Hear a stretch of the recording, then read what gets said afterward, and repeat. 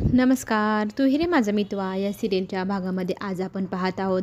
अर्णवचा आवाज फुलांच्या ॲलर्जीमुळे बसलेला असतो आणि त्याला थोडंसं कणकण ताप आलेला असतो. हे सगळं पाहून बाराके ढेर असं म्हणत ईश्वरी त्यांची माफी मागू लागते. मी करायला गेले काय आणि झालं काय? आणि ती त्यांची माफी मागत असते आणि म्हणत असते की प्लीज मी काय करू सांगा ना, तुमची गोळी कुठे आहे? मग ती गोळी शोधत असते. इकडे मात्र राकेश घाईगडबडीत इथे अर्णव आणि ईश्वरीचा निरोप देत असतो लावण्याला. तुझाही अर्णव वाचवायचा असेल तर तू लवकरात लवकर इथे ये आणि त्याला त्या खोलीतनं बाहेर काढ, असं राकेशने निरोप दिलेला असतो. आणि तो निरोप ऐकून इकडे लगबगीने लावण्या आलेली असते. लावण्याचा घरात पाय का दारात पाय आरडाओरडा सुरू होतो. हे काय चाललं आहे हे सगळं? आणि कुठे आहे अर्णव? तर त्याला मी अजिबात सोडणार नाही, त्याला आत्ताच्या आत्ता मी कंपनीत महत्त्वाचं काम आहे असं म्हणते आणि त्याला घेऊन जाते. तर राकेश म्हणतो लवकरात लवकर घाई गडबड करायला हवी. तर ती खोलीच्या दिशेने धावत जाते. दार ठोठवणार तर ती आतमधनं आवाज ऐकते, आ आ सोडा ना प्लीज सर सोडा ना, असे आवाज ऐकून तिला घाम फुटलेला असतो. इकडे मात्र अर्णव तिला सांगत असतो की माझ्या खानाखुणा ऐक, मी तुला काय सांगतोय आणि बाहेर कोणाला काही सांगू नको. त्या दोघांचं असं बोलणं चालू असतं. पण इकडे मात्र वेगळाच अर्थ लावण्याने काढलेला असतो. त्या दोघांचा चा आवाज ऐकून तिला फार घाबरायला होऊ लागतं की हे दोघांनी खरंच रात्र साजरी केली की काय. मग तितक्यात दार कोण ठोठवते तर अर्णव विचारतो की कोणीही असो पण दरवाजा उघडू नको, जर कुणाला कळलं की माझी इतकी तब्येत बिघडली आहे तर मोठा इश्यू होऊन जाईल. तर लावण्या दार वाजवत असते. ईश्वरी दार उघडते आणि काय काम आहे म्हणून इथे विचारू लागते लावण्याला. लावण्य सांगू लागते की मला आत्ताच्या आत्ता अर्णवला भेटायचं आहे आणि महत्त्वाची मीटिंग आहे, जर ती मीटिंग केली नाही तर करोड रुपयाचं नुकसान होईल. आता हा निरोप ऐकल्यावर ईश्वरी म्हणते काय सांगू? तर अर्णव तिला सांगतो प्लीज आत्ता नाही, उद्या सकाळीच असं सांग. इथे ईश्वरी सांगते प्लीज आम्हाला डिस्टर्ब करू नका, सरांना आत्ता तुम्हाला किंवा कुणालाही भेटायची इच्छा नाही आहे.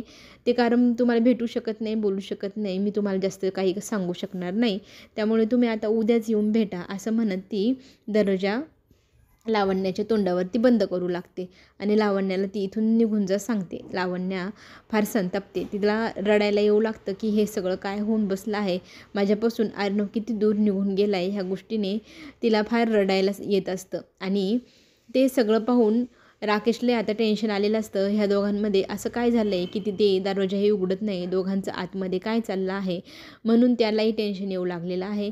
इकडे लावण्याने रडून रडून अख्खं घर डोक्यावर घेतलेलं असतं. आणि मामा आणि अंजली येते आणि त्यांना कळतं की ही कशासाठी आले. तर अंजली समजवत असताना लावण्य म्हणू लागते की मी काही लहान मुलगी नाही, मला कोणीही काहीही समजवायची गरज नाही, मला जे कळायचं ते कळून गेलं आहे, असं म्हणत ती तिथून उठते आणि तिच्या घराच्या दिशेने आता निघून गेलेली असते. आणि अंजलीला फार वाईट वाटत असतं की बिचारी लावण्य किती वाईट वाटून घेतले तिने, हे सगळं किती मनावर घेतले. इकडे अर्णव सांगत असतो दार न उघडण्याचं कारण म्हणजे माझा गळा बसला आहे, घसा बसला आहे. ते कशामुळे? तर तू आणलेल्या फुलांमुळे इतकी मोठी ॲलर्जी झाली तुझ्यामुळे, माझा तब्येत बिघडले. हे जेव्हा घरात कळेल त्यावेळेला सगळेजण तुलाच ओरडतील, रागवतील आणि आता आपल्याला तेच सगळ्यांपासून लपवून ठेवायचं आहे. जर सगळ्यांना कळलं की तुझ्यामुळे माझी तब्येत बिघडली तर सगळेजण तुलाच ओरडतील. आणि ही गोष्ट बरोबर आता ईश्वरीला कळली आहे. ईश्वरी आता त्यांना म्हणू लागते हो तुम्ही म्हणताय ते बरोबर आहे, पण आता तुमची तब्येत सकाळपर्यंत सुधारायला हवी ना, त्याच्यासाठी काहीतरी करायला हवं. मी तुमच्यासाठी हळदीवालं दूध घेऊन येऊ का? तुम्हाला हळदीची काही ॲलर्जी नाही ना? असाही प्रश्न आता इथे ईश्वरी अर्णवला विचारते. तर अर्णव म्हणतो काही ॲलर्जी वगैरे नाही, तर तू आणू शकते. तर इथे ईश्वरी म्हणते की मी तुमचा गळा सकाळपर्यंत बरोबर मोकळा करते.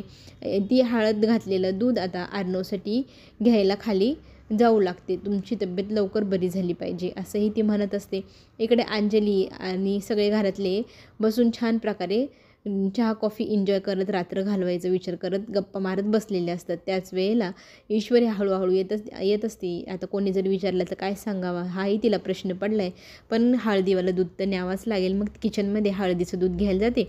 अंजली विचारू लागते ग काय झाले, तू काय घ्यायला आली? तर ती म्हणते मी सरांसाठी हळदीचं दूध घ्यायला आले.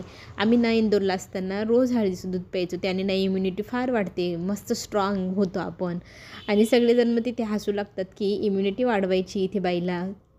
आणि ने अंजली म्हणते ने त्याच्यासाठी दूध नक्की ने. आणि इथे सगळं दुधात कशी साखर गोड मिसळते ह्या गोष्टीचा आनंद मामा सगळ्यांना सांगू लागतात. आणि रूममध्ये गेल्यानंतर ती त्याला हळदीचं दूध देते. एकमेकांना आपण किती छान ओळखायला लागलो आहे म्हणून अर्णव कौतुक करू लागतो.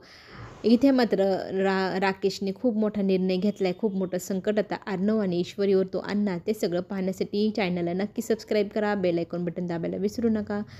धन्यवाद.